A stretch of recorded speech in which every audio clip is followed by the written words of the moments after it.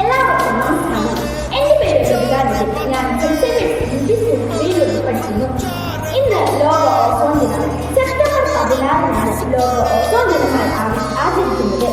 Ozone പാളിയിൽ സുഷിരങ്ങൾ സൃഷ്ടിക്കുന്ന രാസവസ്തുക്കളുടെ നിർമ്മാണവും ഉപയോഗവും കുറയ്ക്കുക, ഓസോൺ പാളി സംരക്ഷിക്കേണ്ടതിന്റെ ആവശ്യകതയെക്കുറിച്ചും പ്രാധാന്യത്തെക്കുറിച്ചും ലോക ജനതയെ അറിവുള്ളവരാക്കുക എന്നിവയാണ് ദിനാചരണത്തിന്റെ ലക്ഷ്യം.